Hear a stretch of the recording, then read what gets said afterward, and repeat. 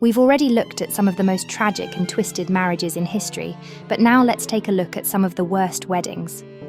The day that's supposed to be joyful and the happiest doesn't always end in wedded bliss. Some end in betrayal, madness, or death. Let's take a look at the real historical weddings between 1882 and 1930 that went horribly wrong, turning the happiest day into the darkest. Number 1. A shot at the altar. On a spring day in March 1888, the congregation gathered at Knocknamuckley Church in Portadown, Ireland, to witness the wedding of Thomas Thompson and Fanny Jane Moffat. But what they witnessed instead was one of the most shocking acts ever to take place at a church altar. As Thomas stood waiting to wed his second bride, a figure stepped forward, his own brother-in-law, William Thompson. Without warning, William pulled out a revolver and shot Thomas in the back in front of the bride and stunned guests. The bullet had hit Thomas's lung and he didn't survive for more than 2 hours. The motive was vengeance. Thomas had allegedly treated his first wife, William's sister, cruelly, and had not even attended her funeral.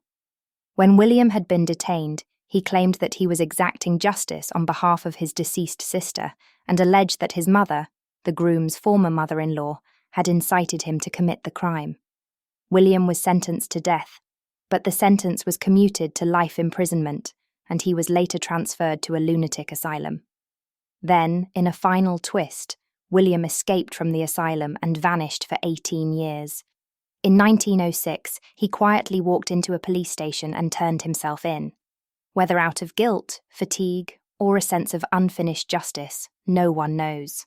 But it's definitely one of the darkest weddings in recorded history. Number 2. A real-life Jane Eyre twist.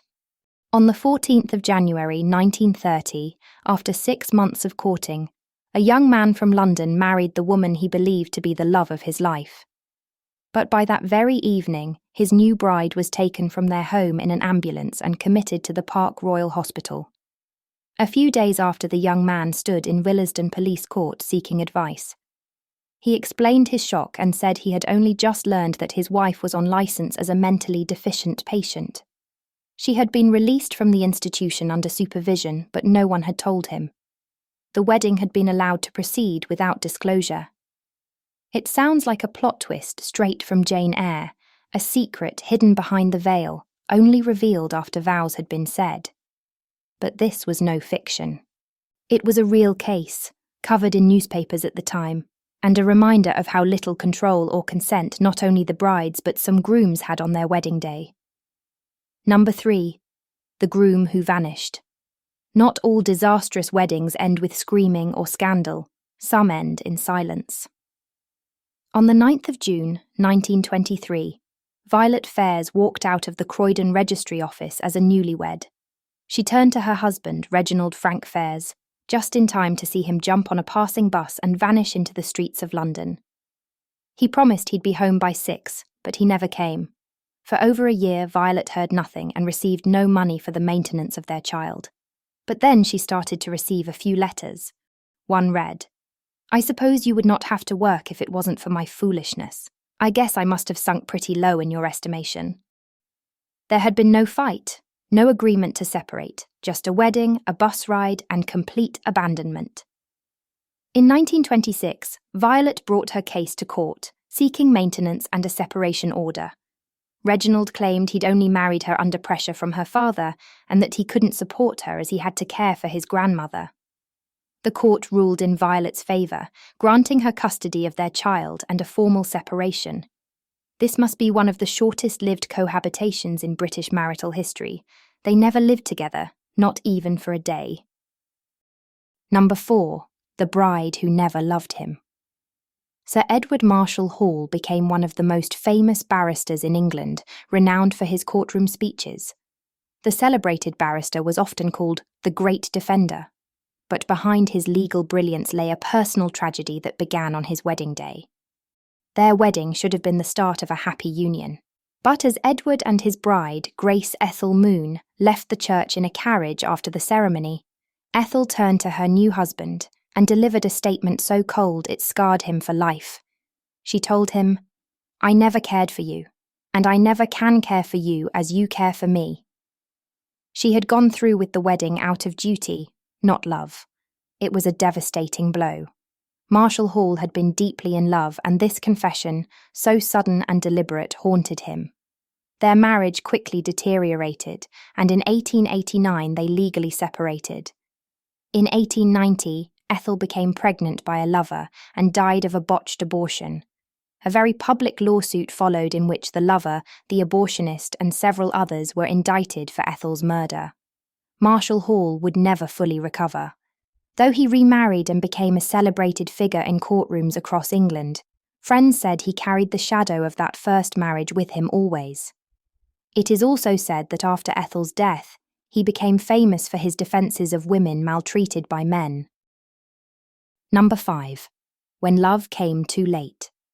In July 1906, a village near Belfort in France was preparing for a joyful wedding, until it became a scene of horror. A young woman was to marry a proud sergeant of dragoons, unaware that someone else, her childhood friend Martin, had harboured a secret love for her his entire life. He never told her, and now, on her wedding day, it was too late.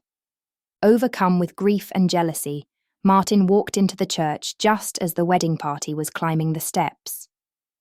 Moments later, he staggered out, his throat slit, a bloodied knife in his hand. He collapsed at the bride's feet, soaking her gown in blood. The bride fainted, and she was quickly taken away from the scene to her house. When she regained consciousness, she asked to be left alone to rest, but when her mother returned to check on her, she found the young woman dead. She had turned the gas on and left a suicide note beside her that read, "He loved me, and I am responsible for his death. I go to join the man who loved me best." Number 6. Gourd at the wedding. Just 2 years earlier, in September 1904, another French wedding at Saint-Quentin also ended in tragedy, but this time not by human hands. After the wedding breakfast, the party strolled through the orchard. The bride's father spotted a bull among his newly picked pears. Irritated, he tried to drive the animal off, but the bull turned, goring him fatally. The bridegroom ran to help, only to be tossed twice into the air and suffer a broken back. Both men died where they fell, leaving the young bride widowed and fatherless in a matter of minutes. The celebration turned to mourning, all because of a moment's instinct and a bull in the wrong place at the wrong time. Number 7. Wedding Day Abduction. In 1905, what was meant to be a wedding in New York turned into an abduction and an accusation of bigamy. A wealthy and beautiful heiress named Miss Sarah Ann Delano was set to marry Captain Albert Dean Reed, an Englishman who had served in India and Egypt in the 7th Hussar, and had been employed to run the riding academy owned by the Delano brothers of Mamaroneck near New York. After the service, the newlyweds returned only to be met by Sarah's 3 furious brothers who beat the groom, seized the bride, and had her committed to a lunatic asylum. They claimed that their sister was weak-minded and that Mr. Reed was marrying her solely for her money.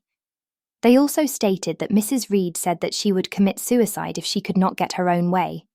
To add fuel to the fire, the next day they had the groom arrested on suspicion of bigamy. Captain Reed denied the accusation. He said he was a widower and that his first wife had died in Manchester, England, before he emigrated. The brothers insisted that he also had a second wife and sent detectives to England. When it was brought to court, Reed insisted that his wife was allowed out of Bloomingdale Asylum, and a court order was issued so that she could appear in court. In doing so, health experts declared that there was not the slightest evidence of insanity, and she was released. But as the court case went on, a second wife and 2 children were discovered, and the captain was sentenced to 2 years in prison. Upon his release, he tried to start the relationship up again with Sarah, but she had fallen in love with Lieutenant Julian Collins and married him soon after. It was a wedding that turned into imprisonment, scandal, and a courtroom drama, and left Sarah with the name, the Madhouse Bride. These weddings didn't end with happily ever after. They ended in betrayal, tragedy, abandonment, and sometimes violence. From blood-stained church steps to grooms who vanished without a trace, these wedding day disasters prove that even the most carefully planned ceremonies can spiral into chaos. If you enjoyed this episode, or have your own strange or shocking wedding tale, drop a comment below. And if you haven't yet seen our video on the most twisted and tragic marriages in history, I'll leave a link for you now. Please don't forget to like and subscribe. It really helps Historical Chronicles grow and tell more strange stories from the past. Thank you for watching. See you next time.